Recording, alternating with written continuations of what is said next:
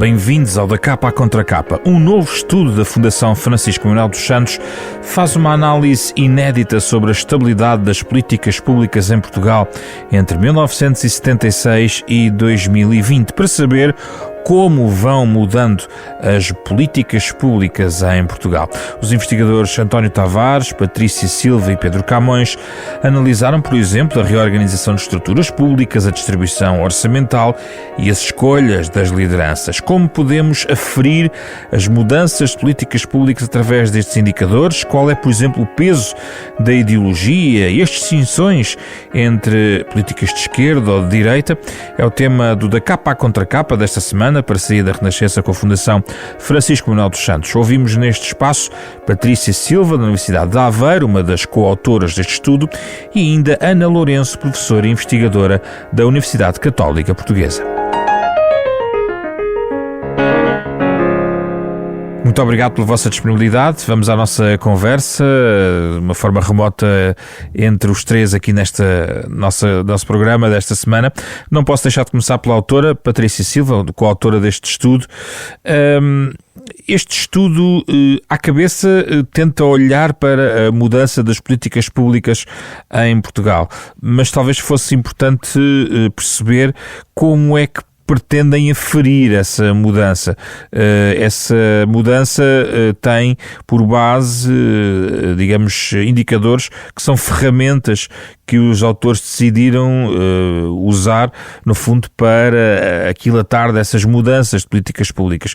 De uma forma muito breve, Patrícia Silva, que indicadores escolheram e porquê para aferir estas mudanças nas políticas públicas? Vamos fazer esta medição e olhar para a forma como nós poderíamos medir ao longo do tempo mudanças de políticas públicas. Na verdade, deparámos-nos com um grande obstáculo, que é, de facto, como é que nós poderíamos encontrar ferramentas que nos permitissem ter uma perspectiva longitudinal e que permitissem ter uma leitura mais macro e que não fosse circunscrita a áreas sectoriais. Portanto, se nós quiséssemos analisar, por exemplo, a evolução da legislação em relação à educação, à justiça, etc., poderíamos tê-lo feito, mas isso implicaria aqui um exercício muito mais complexo, porque estaríamos circunscritos a determinadas áreas sectoriais.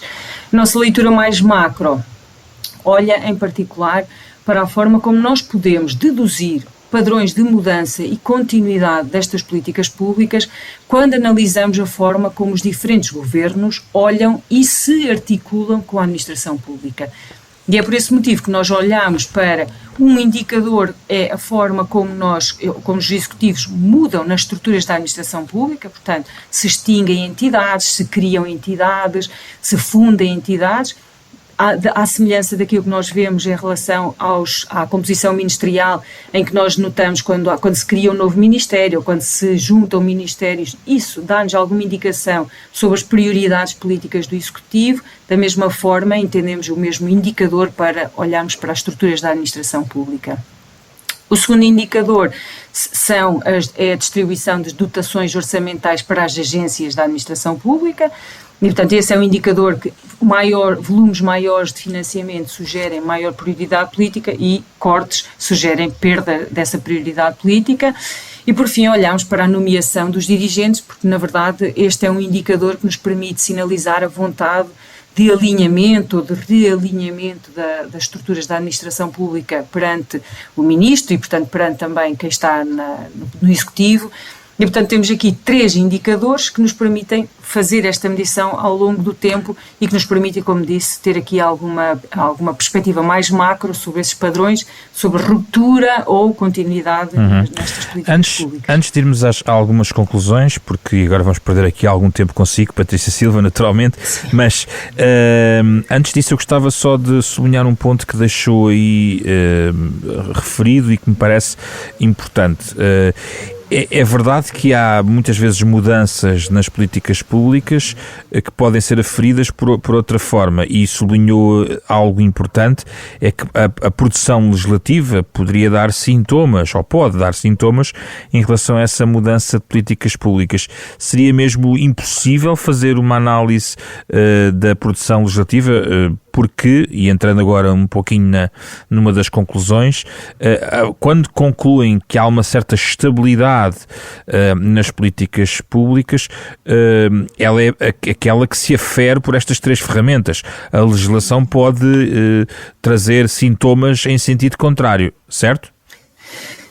Essa é uma apreciação que é correta, mas repare que se nós estivéssemos a utilizar a legislação, poderíamos de facto, enfim, podíamos perder esta perspectiva mais macro, estaríamos mais circunscritos a áreas, como disse, mas ao mesmo tempo convém não esquecer que muitas vezes a produção legislativa, ela regulamenta a atividade dos serviços e muitas vezes nós aquilo que temos, e muitas vezes até temos a percepção de que há maior descontinuidade de políticas públicas porque há produção legislativa que vai afinando o funcionamento das instituições e, portanto, elas não trazem propriamente ruptura do ponto de vista de políticas públicas. E, portanto, nós estarmos a avaliar essa continuidade ou descontinuidade de políticas públicas olhando para a produção legislativa, creio que também teria problemas metodológicos, sobretudo porque podemos ter, essa legislação muitas vezes ajuda-nos ou a afinar ou até a regular, digamos assim, o funcionamento de pequenas atividades, de pequenas funções que as instituições têm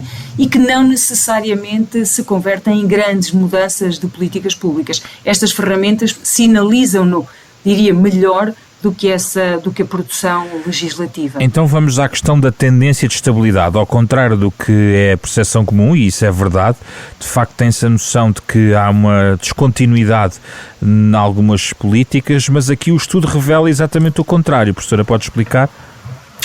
Na verdade nós temos essa percepção dessa descontinuidade das políticas públicas, mas o estudo, de uma forma muito rápida, aponta precisamente para um padrão de maior continuidade do que aquilo que esperaríamos. É verdade que nós analisamos um período temporal considerável, portanto analisamos o período desde 76 e portanto fizemos também este exercício de quebrar a nossa análise por diferentes décadas e aquilo que nós encontramos é um padrão de maior instabilidade nestas ferramentas, sobretudo na primeira década da democracia, e isso é muito, muito claro quando olhamos para as reorganizações das estruturas da administração pública. E depois, à medida que vamos avançando e sobretudo no novo milénio, aquilo que nós encontramos é um padrão de considerável estabilidade quando analisamos estas estruturas da administração pública. Quando consideramos também as distribuições de orçamentos pelas agências, também aquilo que nós notamos é que nós encontramos naturalmente alguma flutuação, mas não encontramos grandes movimentos de mudança também do ponto de vista orçamental. Então nós vamos também notando essa maior estabilização também na distribuição destas dotações. E há uma última nota que vale a pena destacar, é que na verdade nós analisamos estas três ferramentas e tentamos analisá-las também em conjunto, portanto verificando ao longo do tempo se as ferramentas são utilizadas em simultâneo ou se há períodos em que uma ferramenta é mais utilizada que outra. E, na verdade, o que o estudo permite concluir é que quando nós analisamos ao longo do tempo, nós notamos que as primeiras décadas o controle sobre políticas públicas parecia estar a ser feito sobretudo através das distribuições destas dotações orçamentais e depois ao longo do tempo nós começamos a notar mais essa estabilidade das alocações orçamentais e onde nós notamos pequenas variações é sobretudo mais recentemente é na utilização das nomeações dos dirigentes.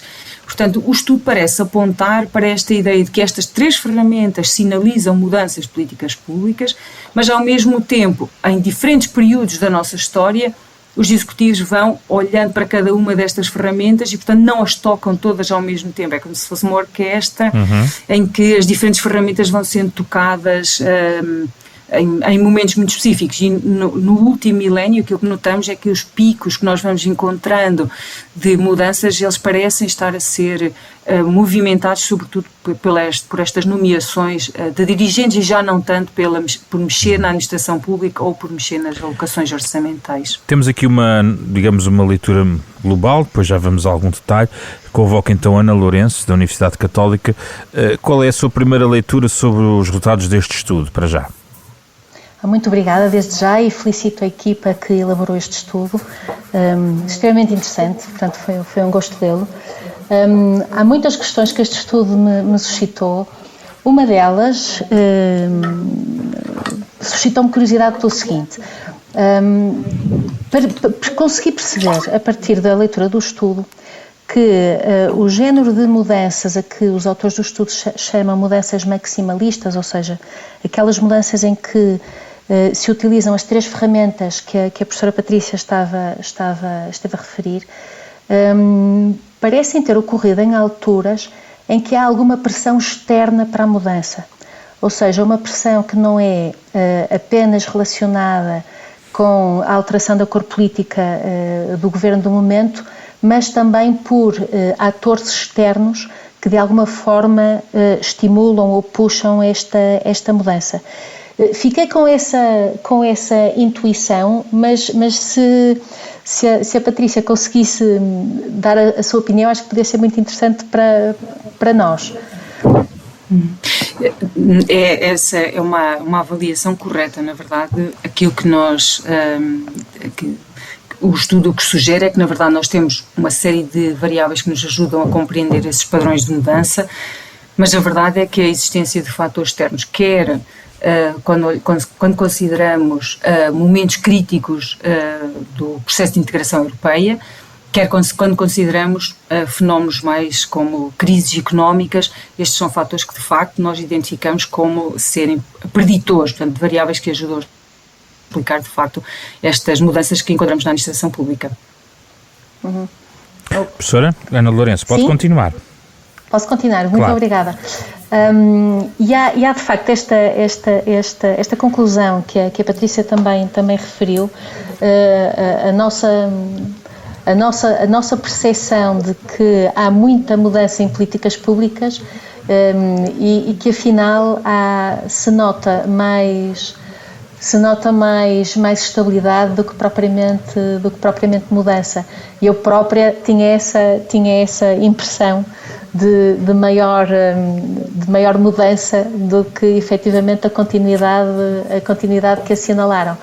E há outro aspecto do estudo que me impressionou bastante, e que é o período de tempo que foi analisado e a dificuldade que com certeza a equipa deve ter tido no acesso aos dados, porque o período de análise é muito longo, portanto desde 1976 a 2020, pude perceber que, por exemplo, relativamente à análise das nomeações, não conseguiram ter em conta os primeiros 10 anos deste período que inicialmente definiram.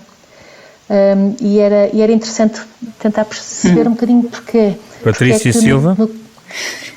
Eu agradeço estas duas notas porque nos ajudam também aqui a discutir um pouco sobre as questões de transparência questões de transparência e até de acessibilidade destas questões tão importantes para avaliarmos políticas públicas em Portugal. Na verdade, nós tentámos cobrir esse período temporal mais longo, porque também nos ajuda, é a única forma que nós teríamos para avaliar diferentes governos, diferentes composições partidárias, o efeito das crises, a importância da União Europeia também nestes processos, e portanto para isso nós tínhamos de ter naturalmente estas baterias mais longas e cobrir um período de tempo mais amplo. Agora, este exercício enfrentou inúmeros obstáculos do ponto de vista da recolha de dados, porque nós não temos esta informação disponível de forma sistemática e que nos permitisse, por exemplo, saber o que é que acontece às estruturas da administração pública, quando é que elas aparecem, quando são criadas. Por exemplo, cada governo tem a sua lei orgânica, que em boa medida foi essa a nossa primeira entrada quando olhamos para as estruturas da administração pública. E o que muitas leis orgânicas dizem é algo como, o Ministério da Tutela, o Ministério, por exemplo, da Educação tutela todas as entidades na área de educação. Isso não nos permite mapear quais são essas entidades, não nos permite verificar os movimentos de criação, de extinção, de fusão dessas entidades. Portanto, houve aqui esse exercício que nós tivemos de fazer, que é extremamente complexo, de procurar essas entidades, e esta é uma matéria importante porque nos ajuda a perceber, de facto, o que é que acontece em relação à administração pública. Vale a pena também dizer que, em relação a esta matéria, nós encontramos pontualmente diferentes instituições que apontam para valores distintos quanto à complexidade e ao número de entidades da administração pública, o que também em si é um indicador desta dificuldade de mapear as instituições da administração pública. E o mesmo em relação às nomeações, quer dizer, nós temos algo que é salvaguardado, os ministros têm tido o quadro legal para a escolha para a escolha dos dirigentes tem mudado. É certo que não há mudanças muito acentuadas ao longo destes 40 anos, mas sempre existiu esta necessidade da escolha das estruturas dirigentes. Nós não temos um repositório que nos permite identificar quem são estas pessoas, em que circunstâncias são nomeadas, de onde vêm, qual é o circuito destas pessoas dentro, se quisermos fazer esse exercício dentro da máquina do Estado, nós não conseguimos mapear isso. E, portanto, mesmo esse exercício de identificar essas nomeações, nos anos mais recentes, vamos conseguindo fazê-lo porque a informação já está mais sistemática e mais disponível, por exemplo, no acesso ao Diário da ao Diário da República, mas nos anos mais antigos nós não conseguimos. A razão pela qual nós depois acabámos por analisar apenas a partir de 1986 para o caso das nomeações é que, de facto, a primeira década nós, de facto, não estávamos a conseguir identificar de uma forma sistemática quem foram os dirigentes e, portanto, o número tão baixo de nomeações que identificámos achámos que poderia estar enviesado toda a análise e acabámos por não os incluir. Mas acho que, de facto, temos aqui um exercício que temos de o pensar também a longo prazo, os diferentes executivos, da forma como esta informação pode estar acessível. Claro, do ponto de vista da investigação, quem faz a investigação, isto é material que é muito importante para nos ajudar a compreender este exercício, mas ao mesmo tempo também creio que é importante por uma questão de transparência e pela questão de informar e permitir que os cidadãos estejam informados também em relação a estes movimentos. Patrícia Silva, já aqui no fundo aludiu um pouco à sensibilidade aos choques externos, a questão das crises económicas que estão a gerar mudanças nas organizações. Eu gostava agora de me centrar na questão da alternância partidária no governo. Nas vossas conclusões escrevem que os governos liderados por partidos de direita tendem a focar-se em fusões e extinções de entidades, especialmente em períodos de crise económica, ao passo que os governos de esquerda dão prioridade à criação de novas entidades e mantêm uma maior continuidade em contextos de estabilidade económica. Eu gostava que me trouxesse alguns exemplos para os ouvintes perceberem as conclusões a que chegam do ponto de vista da alternância partidária no governo. Bom, quando analisamos qualquer um destes indicadores, destas ferramentas que trouxemos para este estudo, procuramos sempre são modelos estatísticos e o exercício que tentamos fazer é o de identificar quais são as variáveis que nos ajudam a explicar as mudanças que vamos encontrando ao longo do tempo. E o fator que parece ser distinto e, portanto, que nos ajuda claramente a compreender padrões de mudança, a variável que sistematicamente permite fazer isto é a variável da alternância partidária. O padrão é muito claro, que nós temos este padrão muito claro quando temos alternância partidária, notamos volumes maiores de nomeações, notamos volumes maiores de nomeações, por exemplo, para a administração indireta, para os institutos públicos, portanto que são entidades que têm até relativa maior autonomia do que, por exemplo, as direções gerais. Notamos também que há movimentos de mudanças na máquina administrativa, nas tais reorganizações, porque há mais fusões, há mais desagregações quando há alternância partidária e há também, nos orçamentos há também algum efeito, embora no caso dos orçamentos esse efeito possa ser relativamente mais moderado. A alternância partidária, de alguma forma, e este efeito da alternância partidária, há duas notas que me parecem importantes aqui. A primeira é que porque existe alternância partidária e porque existem estas movimentações que muitas vezes os cidadãos interpretam e percepcionam esta instabilidade de políticas públicas, porque há estes ligeiros ajustes, e por outro lado é um sinal que é claro de que os diferentes governos vão apresentando preocupações políticas de mais curto prazo e ao longo do tempo vamos notando a ausência de objetivos estratégicos de longo prazo, porque se eles existissem, não existiria ruptura justificada por alternância partidária no governo. A questão que traz em relação à ideia da estabilidade ou das mudanças na organização e a forma como os partidos de esquerda, ou governos de esquerda ou governos de direita se comportam de forma diferente, aí já estamos a analisar não tanto a alternância partidária, mas estamos a analisar, no fundo, o executivo, não é? Qual é a orientação ideológica, digamos assim, do executivo. E aquilo que notamos é que, em geral, as diferenças não são muito acentuadas entre a esquerda e a direita, mas o que notamos é esse padrão é muito mais claro quando olhamos para as reorganizações da administração pública, porque notamos que em contextos em que não estamos em crise, os governos de esquerda asseguram maior estabilidade da administração pública e quando estamos em contextos de crise, os governos de esquerda tendem a aumentar e, portanto, a criar mais instituições para a administração pública. Pelo contrário, os governos de direita aparecem sobretudo associados aos movimentos que extinguem entidades ou que fundem entidades e, portanto, com maior preocupação de conter, digamos assim, o perímetro da administração pública e fazem-no quer em contextos, quer quando têm de lidar com contextos de crise económica, quer quando não têm de lidar com esse contexto de crise económica. E, portanto, embora a ideologia não apareça de uma forma sistemática como uma variável que ajuda a compreender estas mudanças de políticas públicas, ajuda no caso das reorganizações. Há aqui um sinal claro e que era de acordo com aquilo que nós prevíamos em relação ao entendimento que os partidos de esquerda possam ter em relação à amplitude da máquina do Estado e este exercício tendencialmente de maior contenção por parte dos partidos de direita. Ana Lourenço, alguma nota sobre este tópico em particular?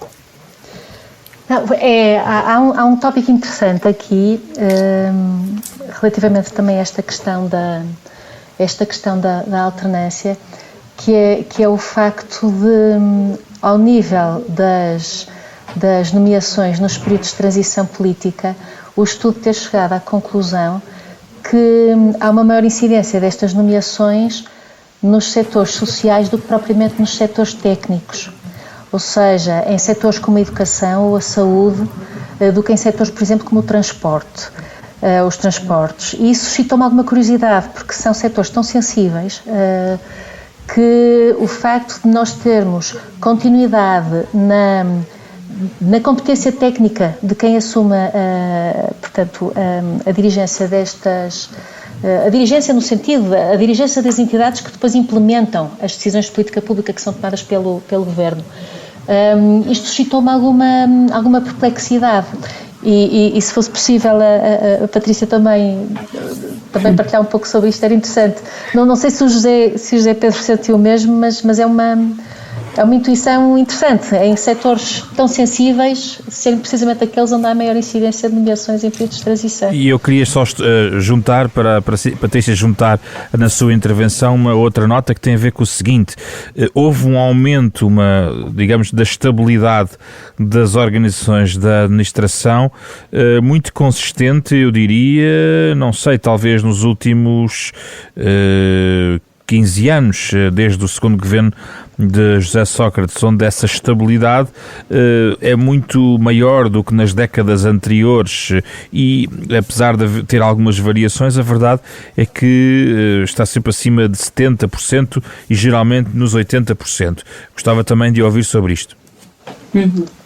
Bom, em relação a esta questão de nós identificarmos nomeações em algumas áreas específicas, bom, vale a pena também dizer que há vários fatores que ajudam a explicar isto. O exercício que fizemos é um exercício mais até descritivo desse ponto de vista do que propriamente enfim, nós podemos tentar aqui algumas hipóteses explicativas, mas a maior, aquela que me parece ser mais clara, é esta ideia de que os diferentes governos já claramente perceberam que não é possível implementar reformas ou implementar qualquer mudança sem trazer consigo a administração pública. E esta é algo que nós tendemos a ignorar, e até com os cidadãos em geral, que é interessante. Nós ignoramos o papel que a administração pública pode ter, quer como força para estimular essas reformas, quer como força de bloqueio.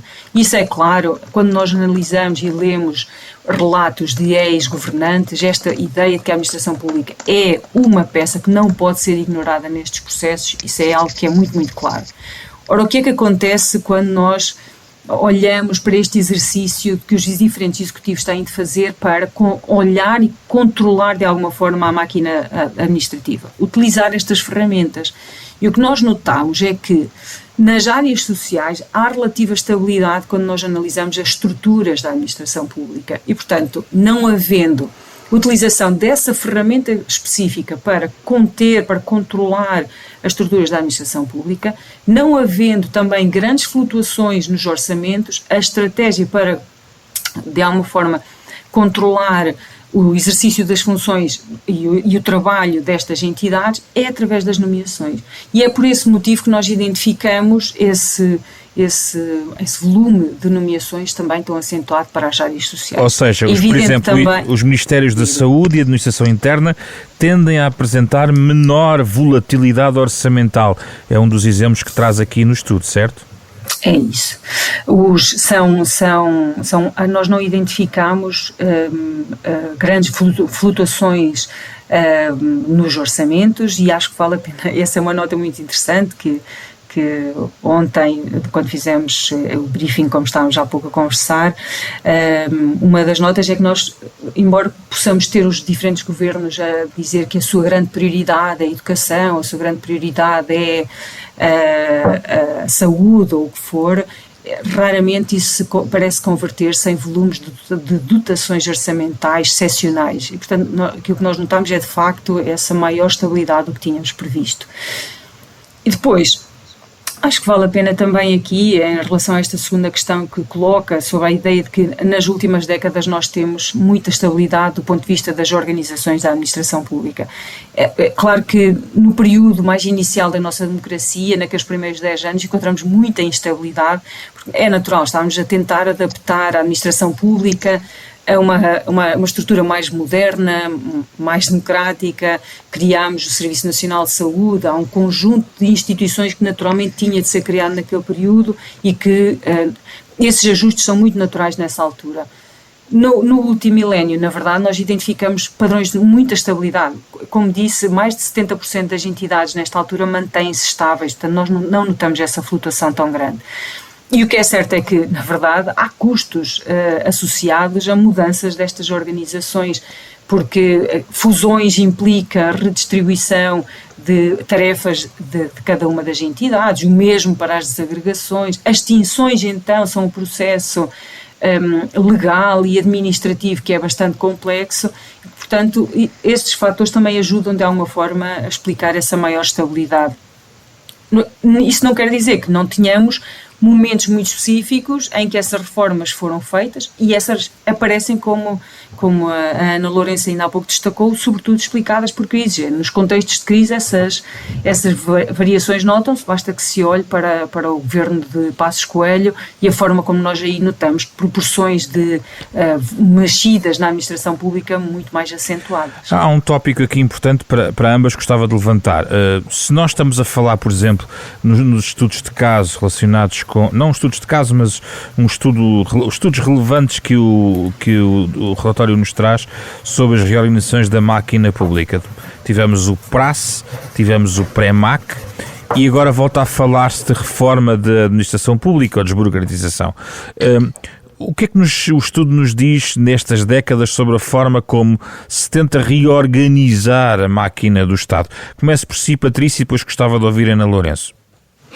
Pois, nós no estudo destacamos precisamente esses dois grandes momentos que foram momentos em que nos permitiram, de uma forma excepcional, ter ali um retrato da estrutura da administração pública naquele momento e ainda algum exercício que este retrato, na verdade, naquele período, nesses dois exercícios do pré-MAC e do PRAS, foram dois exercícios que procuraram, por um lado, assegurar que não teríamos duplicações de estruturas que duplicam funções, estruturas que já não exercem funções que já não são necessárias, que já estão desatualizadas e, portanto, houve aqui esse exercício muito específico de garantir e de assegurar aqui ou alguma contenção dessas estruturas. A maior parte, a consequência mais clara desses dois exercícios é, de facto, essa contenção no conjunto de estruturas e depois, naturalmente, também o esforço de modernização que tanto o PRAS como o PREMAC nos permitiram trazer. precisaríamos é depois garantir que no fundo, que essa imagem que estes 2 exercícios nos trouxeram permitissem aqui alguma continuidade olhando para o conjunto de estruturas. Mas é feito quase 10 em 10 anos, uma melhoria da administração central. Enfim, é feito quase 10 em 10 anos o exercício de tentar mapear. Eu não diria que nós podemos dizer necessariamente que isso importa melhorias, mas o exercício, quer dizer, é pensado nesse sentido. Teríamos de fazer essa avaliação sobre as consequências e a avaliação exata desses exercícios. Convém dizer que em Portugal nós temos, em geral, um problema, que é o problema de tentar implementar estas grandes reformas, como Prácio, Premac.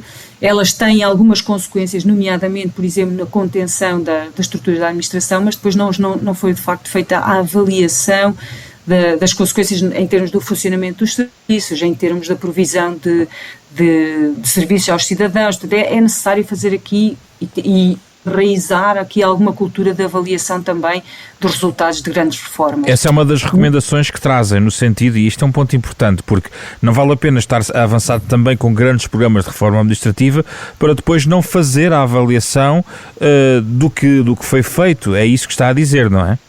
Exatamente, essa é uma nota crucial, mas aqui também o efeito da alternância partidária tem aqui um peso muito grande, não é? Porque vamos tendo esse exercício de alternância partidária e cada novo executivo, apesar de tudo, tenta trazer e imprimir uma imagem diferente, porque na verdade a alternância partidária é algo que é saudável em democracia, porque significa que os resultados eleitorais também refletem vontades de mudança e aquilo que nós também esperamos é que os diferentes governos reajam a essa vontade.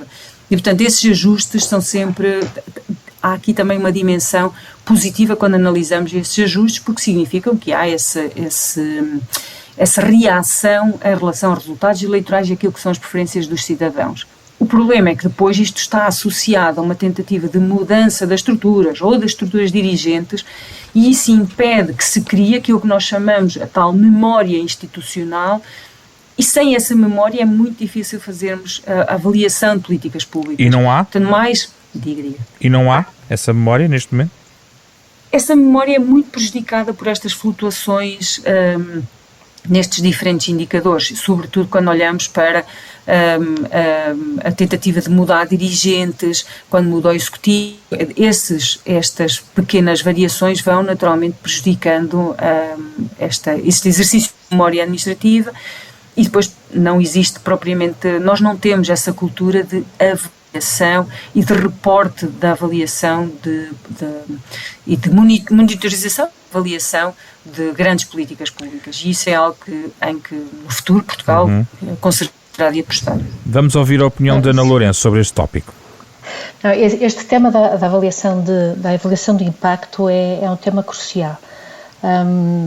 Também nós, em estudos anteriores, também até para a própria Fundação Francisco Manuel dos Santos, foi uma das recomendações que deixámos, nós Católica Porto Business School, entenda-se, porque de facto muitas vezes há um ímpeto de mudança, mas não é feito o exercício de nós percebermos, ok, houve uma mudança já feita há algum tempo, qual foi a transformação que essa mudança trouxe, que natureza de transformação, quais foram os pontos positivos, os pontos negativos dessa transformação e depois efetuado um balanço, sendo que esse balanço é devolvido às pessoas que têm de o conhecer, desde logo as pessoas obviamente envolvidas na mudança, mas depois também aqueles que são os beneficiários dessa mudança, que no final do dia é a sociedade em geral. Nós não temos não temos tido esta cultura de fazermos avaliações de impacto, avaliações avaliações que já existem noutros países há muito tempo, que são as avaliações de impacto de alterações legislativas. Já nem estamos a falar de alterações de políticas públicas num sentido lato, porque a avaliação de políticas públicas implica, num sentido mais restrito, muitas vezes uma alteração legislativa e depois tudo aquilo que vem como consequência da alteração legislativa. A alteração em estruturas que depois vão fazer a implementação dessas alterações na lei portanto, essa essa medida dessas mudanças. Mas nós nem para às vezes os aspectos mais restritos de avaliação de impacto de alterações legislativas o temos conseguido fazer, quanto mais depois alargar essa avaliação àquilo que nós chamamos as leis em ação, não é? A maneira como depois essas leis foram implementadas. E isso é algo que são exercícios complexos e obviamente que não podem ser feitos para qualquer pequena reforma, mas para aquilo que são mudanças com um grande significado substantivo e não meramente cosmético, porque às vezes também quando há alterações de governo em termos de cor partidária, há muitas alterações cosméticas e que não são verdadeiramente transformadoras. Agora, para aquelas que são transformadoras ou com grande potencial de facto de trazer mudança substantiva, deveríamos ter uma política muito maior, quer de avaliação, e logo uma avaliação até prévia ao próprio pensamento daquilo que vamos mudar na lei, como obviamente uma avaliação a posteriori, portanto posterior às alterações legislativas e à sua implementação, e com uma grande prestação de contas, no sentido de prestação de contas àqueles que são, ao fim e ao cabo, os destinatários destas mudanças que somos todos nós. Mas atenção, José, ainda a propósito disto, sim. Para isto se poder fazer, precisamos de ter dados que sejam de boa qualidade. Portanto, temos que ter uma cultura de recolha, tratamento de dados com qualidade, para depois termos um alicerce sólido nestas avaliações. E isto é algo que nós temos muito para fazer enquanto país. Isso relaciona-se com uma das outras recomendações, e vou deixar para o fim só a questão das nomeações, mas queria só sublinhar este tópico, Patrícia Silva. Uma das recomendações é uma estratégia de comunicação pública mais eficaz sobre as mudanças nas políticas públicas para os cidadãos compreenderem melhor o que é que são mudanças substantivas e alterações cosméticas. É aqui que entra também a questão dos dados. O que é que propõem neste particular? Na verdade, estamos aqui a falar de duas dimensões, apesar de tudo, que estão ligadas, mas são distintas. Por um lado, é garantir, como a Ana Lourenço estava a dizer, esta ideia de que nós temos de ter dados, é necessário ter dados, e há aqui um acervo documental que até do ponto de vista da memória histórica valia a pena tê-lo, e depois, naturalmente, usar esses dados com qualidade para permitir que as universidades, quer dizer, as fundações, as entidades possam também fazer aqui alguma avaliação das políticas e que isso possa ajudar a alimentar o debate sobre políticas públicas em Portugal. E por outro lado, tem de haver aqui um exercício muito maior do ponto de vista dos diferentes executivos de comunicar aos cidadãos o que significam estas mudanças. Repare que nós tendemos a subestimar o peso que a desconfiança que os indivíduos podem ter nas instituições e no processo de políticas públicas tem para as democracias. E a verdade é que se os cidadãos percepcionam que as políticas públicas são descontinuadas com muita frequência, que este padrão de quebras e de grandes rupturas constantes nas políticas públicas, a leitura que o cidadão faz é que estamos a despender muito mais recursos do que aqueles que necessitariam. Portanto, esta ideia de que descontinuidades equivalem a menos eficiência na utilização de recursos que são públicos, e, portanto, isso alimenta a perspectiva de que as instituições não funcionam, de facto, de uma forma transparente, justa e eficiente, que são critérios fundamentais para que o cidadão se ligue ao sistema, para que confie nas instituições políticas e para que confie também no próprio processo de políticas públicas. E esta é uma dimensão fulcral, porque é desta confiança dos cidadãos nas estruturas e em todo este processo que nasce o compliance, não é? A ideia de que nós vamos obedecer, ou não sei se a expressão obedecer é correta, mas que vamos alinhar-nos com o espírito daquilo que é a proposta. Basta que analise e que pensemos, por exemplo, na importância que este alinhamento teve, por exemplo, em momentos importantes como na vacinação. Quer dizer, tem de haver todo este discurso e tem de haver cidadãos que confiam nas decisões que são tomadas. E, portanto, desse ponto de vista, é muito importante esta comunicação, porque permite aos governos explicar aos cidadãos, e tem de existir estes momentos em que se explica aos cidadãos porque é que há esta mudança nas organizações, porque é que existem estas flutuações do ponto de vista orçamental, e sobretudo até do ponto de vista das nomeações, que me parece que são normalmente o indicador que gera mais desconfiança em relação ao funcionamento da administração. Então vamos às nomeações. A Patrícia tem estudado bastante este tema, já debatemos aqui no programa a propósito do seu livro sobre esta matéria, das nomeações também. Desafio, no fundo, a sublinhar-nos aqui o quadro geral em relação àquilo que se passa em relação às nomeações e também atualizar, face àquilo que já aqui debatemos. O que é que este estudo traz ou confirma face àquilo que temos vindo a debater e inclusivamente está nas suas investigações?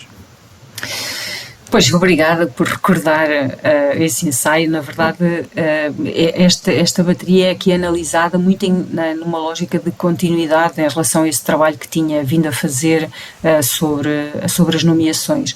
O estudo, aqui o que nós confirmamos e analisamos uma série muito mais longa do que aquela que eu tinha analisado em outros momentos, permitiu fazer essa leitura muito mais ampla, mas confirma, e eu acho que a maior conclusão deste estudo é que me parece, e que nos parece aos autores de estudo, que há um desencontro entre aquilo que é o espírito da lei, ou o que tem sido o espírito da lei, e depois aquilo que nós encontramos na prática.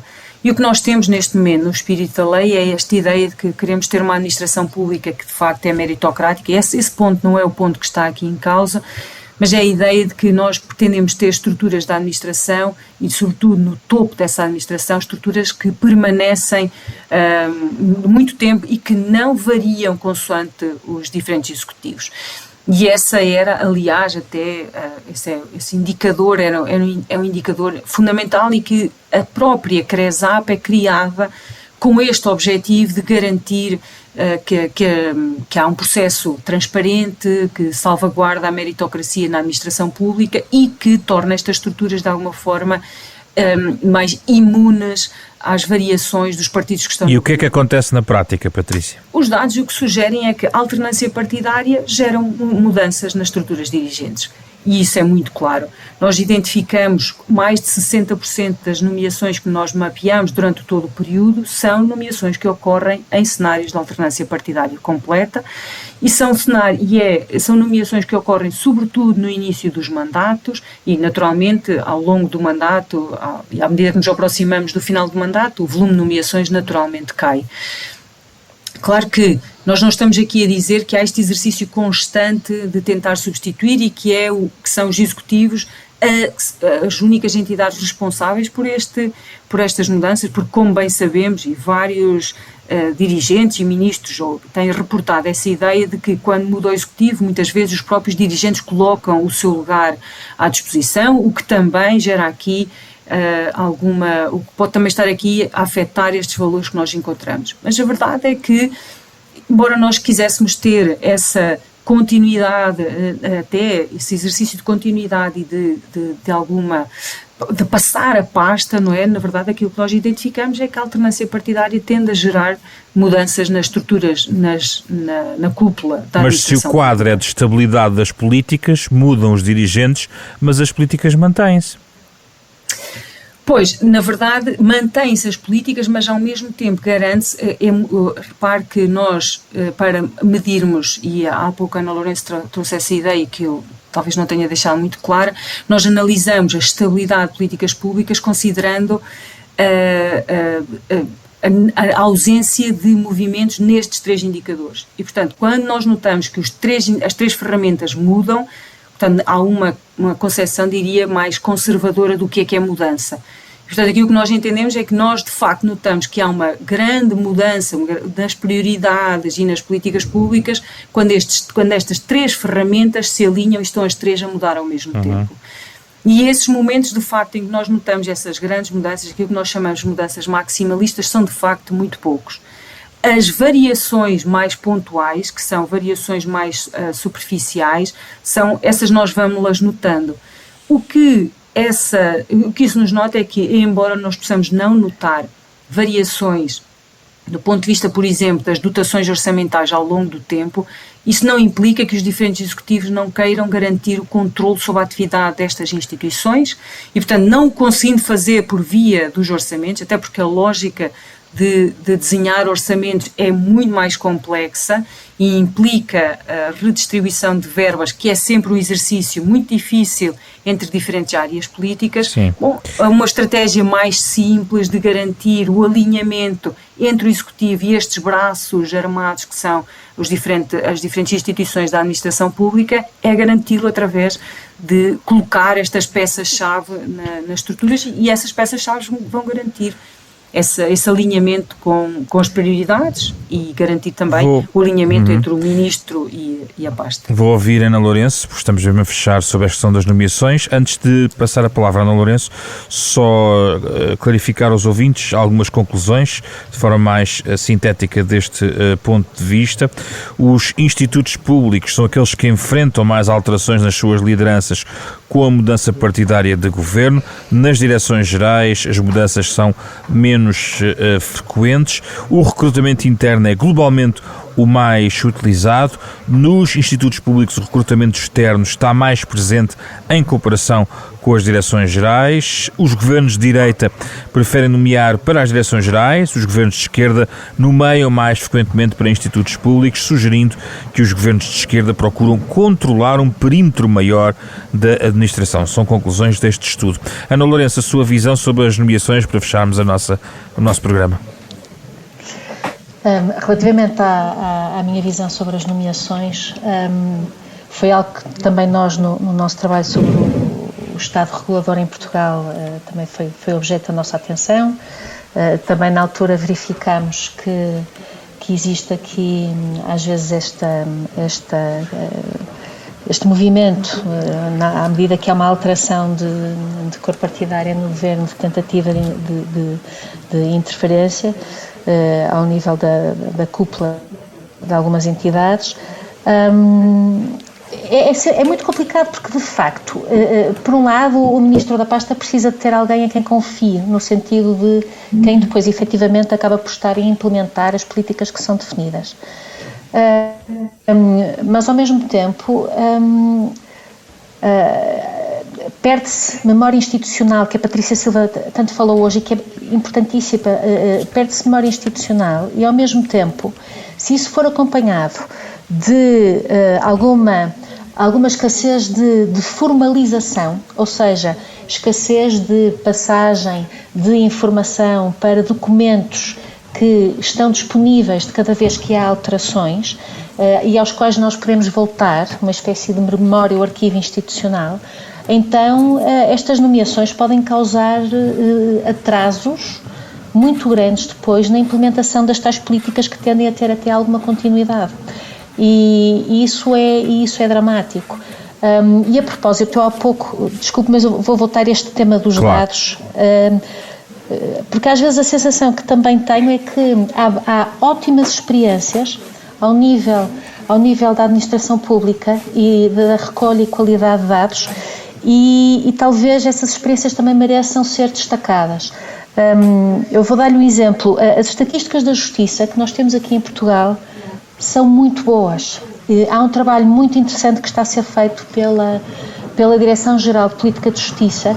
Nós temos estatísticas consideradas das melhores em termos europeus e que estão publicamente disponíveis. Qualquer investigador pode fazer o download dessas estatísticas e trabalhá-las e publicar sobre elas e dar conta daquilo que está a acontecer, por exemplo, ao nível da pendência nos tribunais, da melhoria da eficiência dos tribunais, e por que não haver esta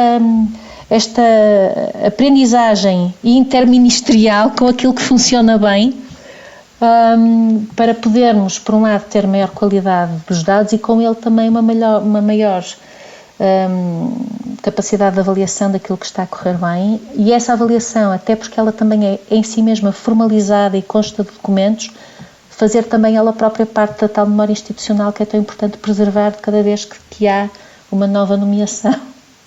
Muito bem, muito obrigado pela vossa disponibilidade, Ana Lourenço, Patrícia Silva. O debate fica também para os ouvintes tentarem prolongar com este contributo que trouxeram estas duas investigadoras neste da Capa contra Capa, com base no estudo que aqui analisámos, a continuidade e mudança nas políticas públicas em Portugal entre 1976 e 2020. O da Capa contra Capa é um programa da Renascença em parceria com a Fundação Francisco Manuel dos Santos. Está disponível na sua versão integral em podcast, nas plataformas digitais habituais. Programa com o genérico original do pianista Mário Lajinha. Fizeram a edição desta semana Rui Glória, Diogo Casinha, Ana Marta Domingues e José Pedro Frazão. Na próxima semana voltamos para outra conversa.